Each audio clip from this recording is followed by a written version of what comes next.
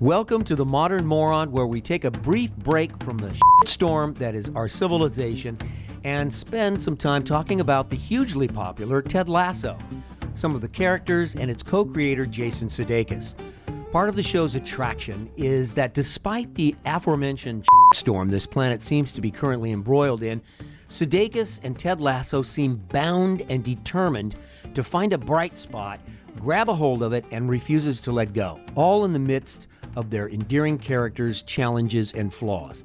The show is so determined to give us the warm and fuzzies that they even released a Christmas special in August that had all the trimmings of the romantic comedy, or rom-com, Love Actually. For the most part, I didn't care for the Christmas episode. I didn't really care for Love Actually either, for the same reason. Too sugar-coated for me. I seem to remember being nauseated by Keira Knightley in particular. However, I may need to revisit the film, if for no other reason than for Bill Nye's washed-up old rocker trying to make a comeback, selling one of his revamped hits as a Christmas song. So, Billy, welcome back to the airwaves. New Christmas single, cover of Love Is All Around. Except we've changed the word love to Christmas. Yes, is that an important message to you, Bill? Not really, Mike. Christmas is a time for people with someone they love in their lives. And that's not you? That's not me, Michael. When I was young and successful, I was greedy and foolish, and now I'm left with no one, wrinkled and alone. But wouldn't it be great if number one this Christmas wasn't some smug teenager, but an old ex-heroin addict searching for a comeback at any price? So if you believe in Father Christmas, children, like your Uncle Billy does, buy my festering turd of a record. That is my kind of Christmas character. Also, love Alan Rickman, who is in that film, as well with Emma Thompson, who's also fantastic. I'm talking about a film I don't like, right? Where were we?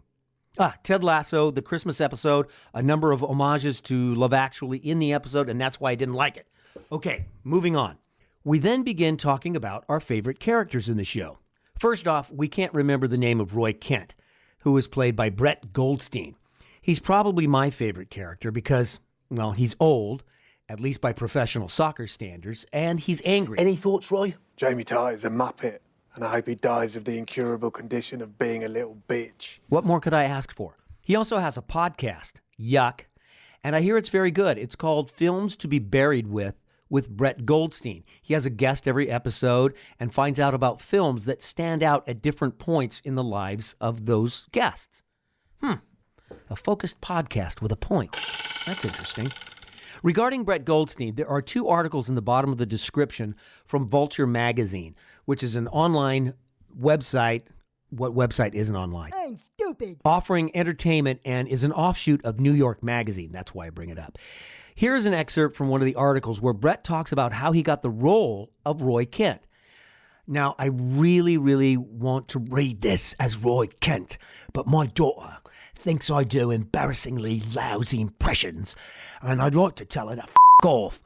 But I won't, because that's not what dads do, and I just tried to do it anyway. So I tell you what, I'll spare both of you. I'm so sick of this. Okay, here's from the article. So what happens was, and I still can't believe it worked out, and I also can't believe that I did it. Basically, as we were writing it, I just started to think I could play Roy. I really get it. I really get this part. But I also knew it was not the sort of part I would usually play. I usually play a softer character. It's probably my typecast up to that point. So I didn't want to say anything because I thought no one's going to think of me for this role. And I didn't want to embarrass anyone and make it awkward. So on my last day in the writer's room, the night before, I recorded a tape, 5 scenes as Roy, without telling anyone. And then I sent an email to Bill Lawrence, the other co-creator, and said, I've been thinking I could play Roy, but if this is embarrassing, you can pretend you never got this email and I will never ask you about it.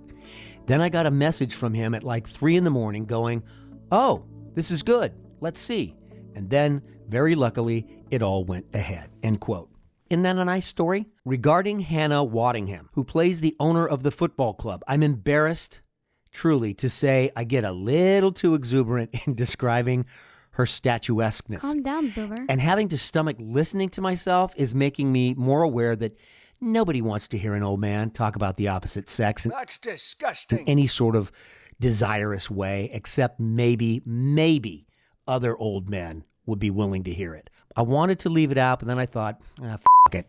We also get all tied up looking for a photo of Miss Waddingham, and I try to send the senator to imdb.com, which stands for Internet Movie Database. It's a great little site for looking up that person who was in that show, but I can't think of their name, but she did a movie with Tom Cruise. So you can go to that site, look up Tom Cruise, scroll through the movies he's done, and then you recognize the one you saw. Then it gives you the entire cast of that movie, and you can click on it and find the actor. That goes for writers and directors and producers as well. Okay, Miss Waddingham's incredible voice. She has performed for many years in London's West End, which is our version of Broadway. In fact, she's performed on our version of Broadway as well, where she played the Lady of the Lake in Spamalot. Finally, the co-creator of Ted Lasso, Jason Sudeikis. There is a great, thoughtful interview with him, link at the bottom, from IndieWire.com, which is a film industry and review website that focuses on independent film. It's about a 20-minute interview, and I'm going to play a very short clip from it that focuses on the one time where Coach Lasso calls out Jamie Tart in front of the entire team. He tries to do it once before when they're alone, but if you remember, Lasso's son comes running in wearing a jersey, which interrupts what he was about to say to Tart. Tart ends up signing his son's jersey for him, and the moment is gone. But when Lasso does call out Tart in front of his teammates in the locker room, he keeps repeating the word practice. You're sitting in here, you're supposed to be the franchise player. And yet here we are, talking about you missing practice. We're talking about practice. You understand me? Practice. Not a game. Not a game, not the game you go out there and die for, right? Play every weekend like it's your last, right? No, we talking about practice, man. Practice. You know you're supposed to be out there. You know you're supposed to lead by example. You're just shoving that all aside. And so here we are, Jamie. We're talking about practice. Not a game. Not the game. We're talking about practice with your team, with your teammates. The only place that we get to play together, we got control over. Rest of the time, it's us 11 against those 11. We're talking about practice, man. I'm talking about practice, and you can't do it. Jamie Tart skipped practice because he said he had an injury, which he clearly didn't, and was passive-aggressively acting out in protest. But Sudeikis using the word practice over and over again is an homage to former NBA star Allen Iverson. Fortunately, you didn't need to know that to see the message that was being delivered in the scene. But if you did catch that connection, there's a lot more going on. Allen Iverson was a firebrand of a basketball player. He did an infamous press conference where he was asked about missing practice. He uttered the word practice 26 times. I'm supposed to be the franchise player, and we're in here talking about practice. I mean, listen, we're talking about practice. Not a game, not a game, not a game. We're talking about practice. Not a game. Not the game that I go out there and die for and play every game like it's my last. Not the game. We're talking about practice, man. I mean, how silly is that, man? We're talking about practice. I know I'm supposed to be there. I know I'm supposed to lead by example. I know that. And I'm not shoving it aside, like it don't mean anything. I know it's important. I do. I honestly do. But we talking about practice, man. What are we talking about? Practice? We're talking about practice, man. We're talking about practice. We're talking about practice. We ain't talking about the game. We're talking about practice, man. Almost word for word, right? Even though most people have only heard that part of the press conference, it was at least a half hour long, and I listened to all of it so I could find more context. The context that Jason Sudeikis provides. We talked about, what is the intention here? What is the intention? Is it a comedy moment? And for me, what I thought was neat is the same way that the Allen speech has been misrepresented in popular culture. He was angry about being asked about practice, and he says it right then and there, but he's also dealing with the death of a very close friend. And it's put him in a box in people's mind, and yet it's a singular moment from a very, very, any of us are complex enough. And it's just been like, oh, he wasn't a practice player. It's like, no. He's one of the hardest competing people in sports. To be 6'1" and dominate as he did in the NBA at that time in the NBA is astounding. And he was like, what are you asking me about this? I'm dealing with real pain and you're asking me about practice. I'm upset for one reason, man. because I'm in here. I lost. I lost my best friend. I lost him, and I lost this year. Everything's going downhill for me, far as just that, you know, far as my life. And then I'm dealing with this right here. I don't want to deal with this, man. I don't want to go through this. So here we have the same message about practice, but it's not coming from a cocky soccer player or a young league MVP. Now that same message is coming from a coach. Sudeikis turned it on its head, and it was also the first time we see Ted get fired up in a tough love, stick versus the carrot type of coaching. But it was what Jamie Tart needed. By the way, when I mentioned the character Jamie Tart to the senator, his response is that he thinks she's really cute. I think he was thinking of the character Keely Jones, played by Juno Temple. So, we have a nice, light, and breezy episode talking about Ted Lasso. Until I bring up the topic of getting old, like moving to a senior living facility old. Senior living facility, that is definitely not what they call it. I think it's a senior living community. I took a tour of a facility a couple of weeks ago as my 80-year-old sister is ready. Yes, she's ready on her own to move into such a community. It took a while to come around to it, though. It's a really nice place, but it's also really scary. Actually, I'm thinking I'm the one that's scared because I know that's going to be me soon. Sooner than I think or realize. So I make sure and squelch out the good Lasso vibes and bring that up.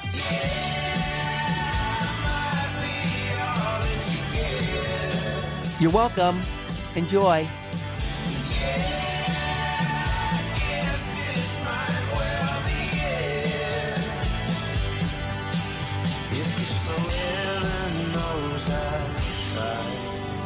Love that show. It's just a huge hit. And then this, you haven't seen it yet apparently, but there's this Christmas episode that came out in August. Okay. And I kind of didn't care for it. Really? Love the show. I didn't care for it. Maybe this will make you like it because it'll lower your expectations. Expectations ruin everything. But I didn't care for it. That's what my wife says. I don't know. Well, without being a spoiler, what didn't you like about it? What was it? Okay, how about this? Let me ask you this question. Have you seen the movie Love Actually? Barforama. No. Okay. Well, never even heard of that movie. Never. Oh, it's a holiday movie, and it's rom-com, I guess. Do you like rom-coms? Me neither. Ew. Yeah. No, I don't Romantic like comedy. It was too syrupy for me. Too syrupy and sappy. However, I think one thing that people really do like about Ted Lasso is that, especially during this time of frickin', where do I start? COVID-19 and wildfires and flooding and hurricanes and Afghanistan, all this shit going on. Yeah. You got this show that is as optimistic and hopeful, and he being Jason Sudeikis, I guess he's the creator of this, is not going to be deterred from having a positive, upbeat show. And I think people, by and large, love that. I agree. The Christmas episode was just a little too, it's just too syrupy for me. My favorite character is the angriest guy on the show, obviously. The assistant coach? No. Oh, the golf. Yeah, he's there. He's every way. Yes. What's his name? What's the dude's Well, name? he's kind of he's at the end of his career, that guy, right? And what is that dude's name? What's the character's name? He's here. He's there. He's every where. Roy Kent. Roy Kent. Yes. You like him the best? Yes, he's my favorite character. Of course. I also like the kid that was was the like the trainer, not even the trainer. He was just the equipment manager. Yeah, he was like the towel boy. Yeah. And he's become a coach. Yeah. I like him too. I like his character as well. I thought there's so many great characters on there. They all have redeeming qualities and they all have their flaws. Yeah. I really like the owner or the woman who owns the team. Ooh. I think she plays a great role. I mean, she's a bombshell, but she's also plays a great character, and she's a great singer. I mean, she's a talented. She's better than she tears it up.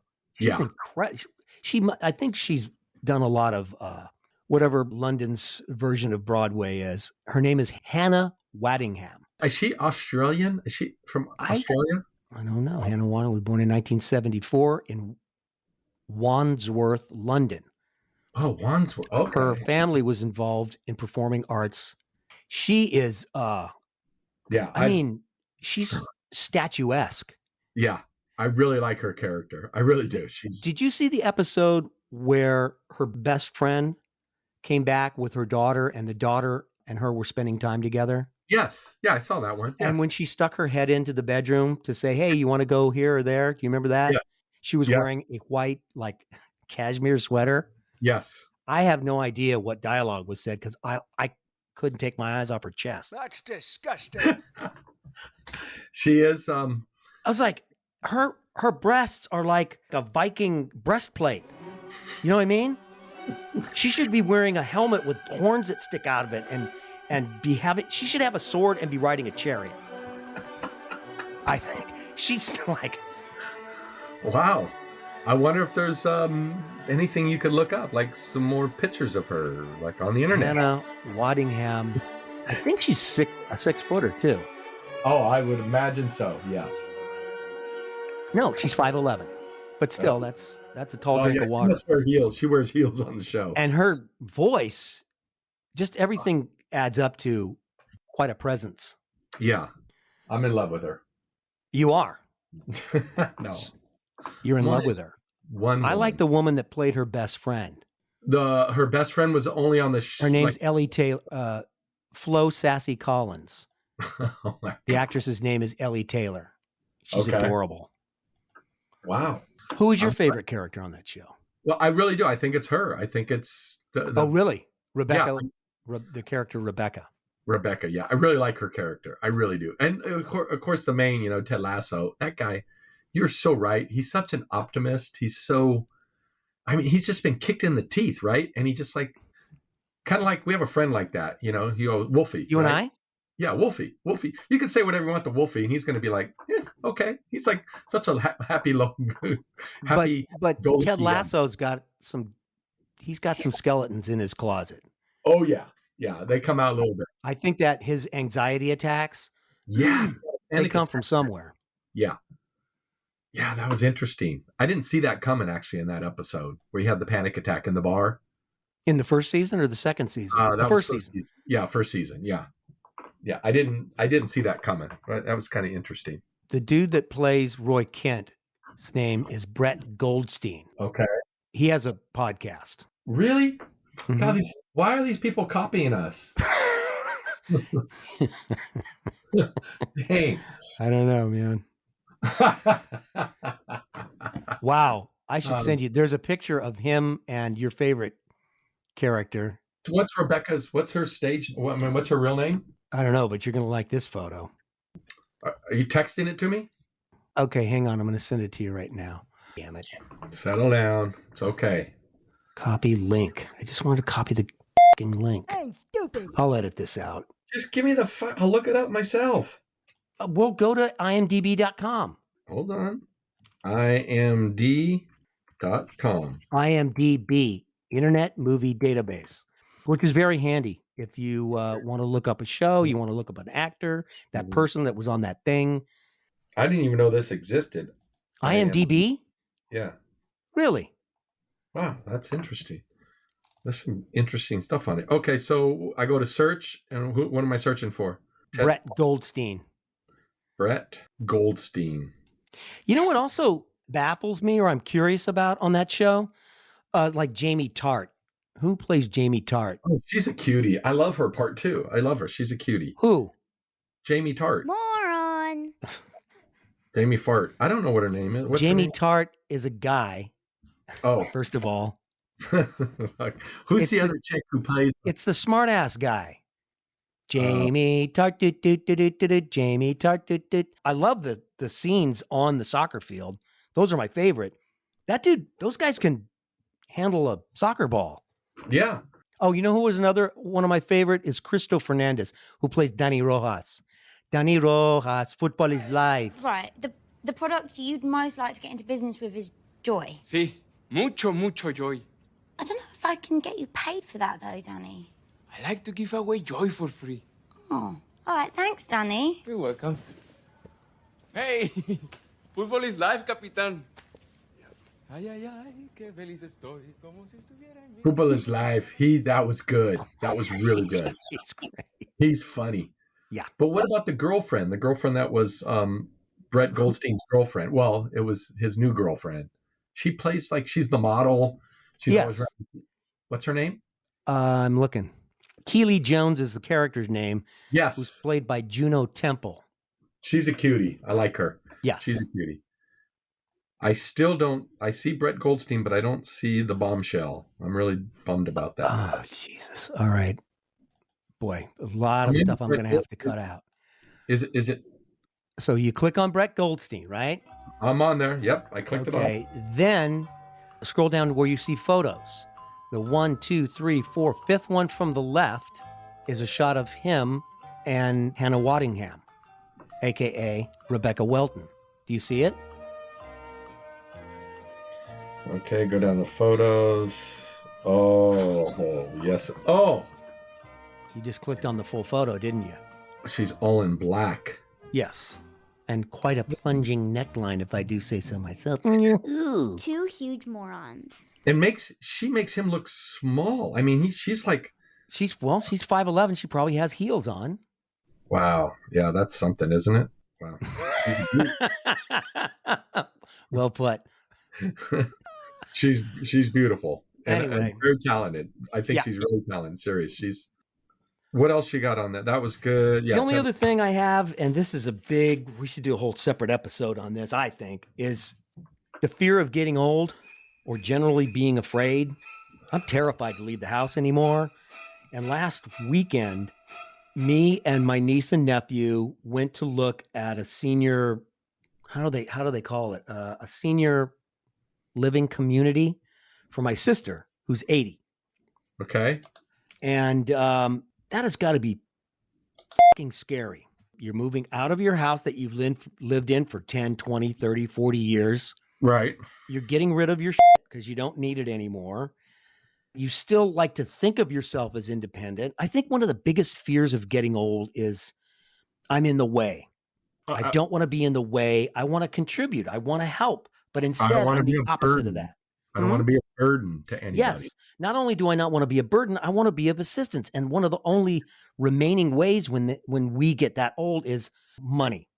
I can give you money. How many old people are writing checks to their grandkids? A lot. Well, those grandkids would do a service. If you need advice or not, just ask an old person their opinion on something. Yeah. I've got to help my sister. I got to help her. She seems into it, and it's a really great place. It's an apartment. There's activities. These apartments are separate from the main building where they go to eat. Mm-hmm. And in that building, there's also the next level of care, which is, if you need to be, if you need for more assistance than just somebody coming by once a week or twice a week or checking on you. Right. There's more there. There's also a memory care facility. I'm also reading this book called How Can I Help? It's a book about being of service. Yeah. And it talks about how we, especially in this country, as a society, we have different methods and mechanisms to siphon off our levels of compassion for others. From putting older people, if you're old, then you go to a senior community. If you don't have any money, you go live over in the ghetto. You're sick, you go over to the hospital. I don't want to see, we distance ourselves from that rather than be compassionate toward that. Like people live in Afghanistan, we have compassion for it, but we can also change the channel and go watch The Bachelor after we've seen enough. Or somebody wants a handout, you say, I gave it the office. Like I want to determine how much compassion I'm going to give out to somebody. And this book talks about that, and there's stories in there of a guy was a clown. This is years and years ago, but he was a clown at a hospital, right?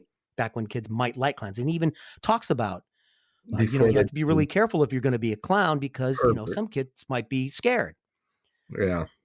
But this guy went in to a darkened room of kids, and it was kept dark because they were burn victims. Kids that are burn victims. Like he couldn't distance himself from that anymore. Like he's hired to do this thing, and there he is. He said, I'm a scared clown looking at a boy who I could barely recognize his face. Another kid comes by him, looks at the kid in the crib or looks at the kid in the bed. And he goes, man, you ugly. And the kid in the bed started laughing. Oh my gosh. It was two kids. You know, one of them says, you know, just how kids can be honest. And so he said, here I am looking at this kid I can't recognize, dressed up as a scared clown and a kid I can't recognize. And I guess I bring all this up is like how much compassion or am I willing to help? How many times can I drive by homeless people downtown and not do anything? Okay. Question. Yeah. In certain cultures, they would never put their elderly, right? Yes. Mm-hmm. Latinos won't do that. Asian families, I think, are very much into you keep absolutely respect the elders. They take care of them. Well, that's their way of respecting them. Yeah. Why wouldn't you? And I'm not directing this 100% at you when I ask this question, but in general, why wouldn't somebody in your position? Why wouldn't you have your sister move in with you? And you guys, not take care of her, but I mean, wouldn't that would show an enormous amount of compassion, right? Mm-hmm. Yeah. But you don't want to do that, and I don't blame you. I don't. And I talked to somebody who's gonna help me. Actually, gonna go help her because I talked to my niece about, okay, we're gonna go over there and help her go through her crap. There's a lot of emotional attachment to that. They'll be arguing. Oh, I don't want to get in the middle of that at all. However, I can have somebody else. Yes, I can have somebody else go there that's detached from it emotionally, and they can have more extended compassion toward her. I think, to your question, I would probably have more compassion dealing with this same situation with somebody that I don't know and am not related to than I would with my sister. I think that's common, don't you think? Yeah. You don't have that history. You don't have that baggage. Plus, I would be fearful. If it was me, if you were asking me that question, one of my fears would be, am I qualified to take care of this person? Mm-hmm. I don't know if I'm compassionate enough to do that. Honestly, I don't know. I don't know. Also, you have to consider, I think for us Caucasians, that's the majority of people. Hey, I'm Native American. Okay. Yeah. They don't want to be like we just talked about. I don't want to be a burden. They don't want to move in a lot of cases. True. Right. That's true. Yeah. They don't want to. Or they don't want to be a burden to you as a family member. Right. I think a lot of that has to do with having the financial capability to do that, which is white privilege. That's why mostly white people are in those facilities. God, I think that's terrible that somebody, and again, I'm not directing this at you as an individual. I'm just saying in general, why more people don't do that, why they're not taking in their mother. Or families aren't as big as they used to be. But God, anyway, white, again, Caucasian whiteies, white privilege have smaller families, right? Yeah. So the Latino families I'm thinking of, they have large families still. Okay. And the responsibility can be shared. True. Okay, that makes sense. So you're saying this is just a couple of white guys talking. What? I'm Native American. Couple, or at least I have Native. I have Indian in me. Okay. Native American. Okay. In me. How would you like to wrap this up? I ended very serious. On a serious note? No, I'm kind of a downer talking about getting old and moving into this. I'm not. By the way, I'm not afraid of getting old. I'm not. Okay, that's good. Do you expect or want to move into with one of your daughters when you get older? Yeah, I keep telling her that, but she says she's going to hire somebody to take care of me. Which one? Both daughters say that? Yeah, they're going to hire. Yeah, they're not interested in that. Yeah. Yeah, exactly. Yeah.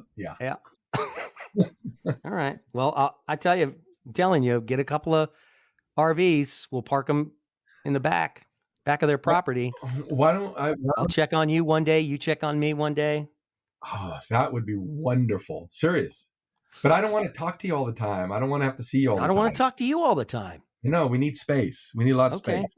I mean, not space in terms of like just, you don't have to be far away, but just leave me alone. Okay. And if you come over, I want you to be invited. Don't show up. You'll be like, who's the dude that wrote Civil Disobedience? Thoreau, Henry David Thoreau. He went up to that cab, Walden's Pond. He would go up to this cabin. It wasn't way out, but there was a road next to it. And if he had the door open and a chair sitting on the front porch, that means he was receiving guests. You could come by and say hello. If there was no chair on the front porch, don't knock. Love it. Okay. I'm going to have a big flagpole. And if I have my flag up, you can come over. If the flag is at half staff. What kind of flag are you going to wave? United States of America. Okay, great. That'll be our system. Okay, I have to go to a clinic to figure out how to keep score for volleyball. And you know what I'm going to do? Have another cocktail. And finish clipping my nails.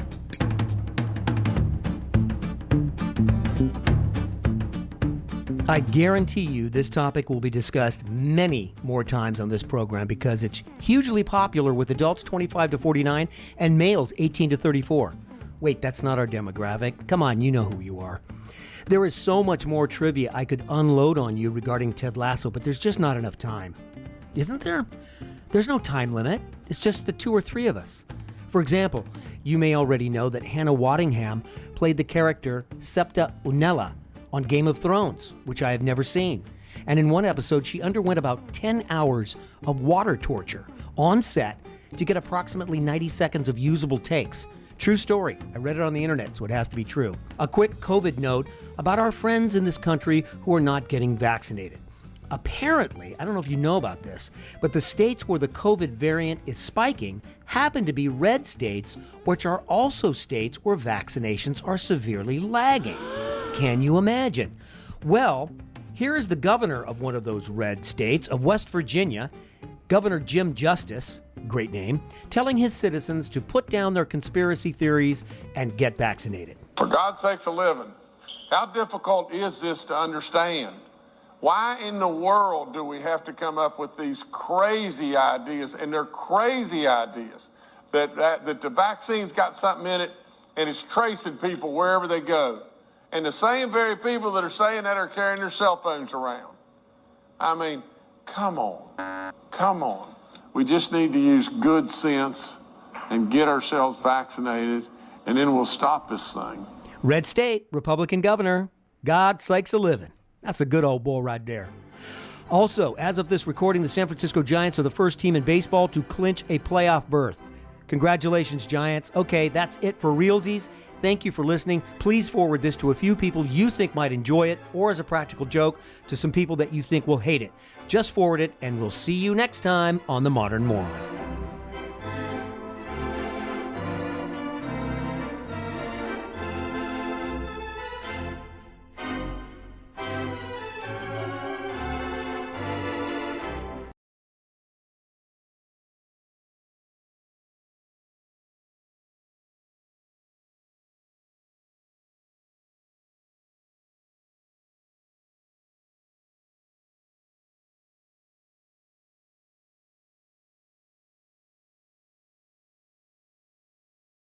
I mean, so much of it is rooted in people that we've had as mentors or coaches, directors, partners. So, leadership was a big part of the ethos of the show. So the fact that actual leaders are listening to us pretend leaders, we've really pulled one over on folks. So wait, this guy, Ted Lasso, was actually based on a coach you had. You were a point guard. You played basketball. Yes. You know the game. Yeah. Okay, and so, yeah. So who was the coach who you sort of based this on loosely? Well, I mean, it was based on a few people. I mean, my father, that's where the mustache comes from, and him being a real, loquacious.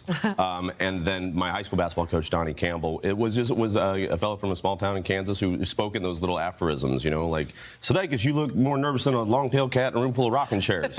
Like, oh, yeah, here we go. There's my... Is that you back in the day? Did you get those from my mom? Wait a minute. It sounds like you have access to my mom. You said the guy's name was Donnie Campbell? Donnie Campbell. Donnie Campbell? It's a great name. Why, did you date him? Did you like bombshell? Morning bombshell. No one's more excited than Donnie Campbell right now. Well, you just went to a reverie? He's like, wait, that's Hoda? That Hoda. Hoda Goldfarb? Oh, my heavens. From Lyons, Kansas, made it to New York City?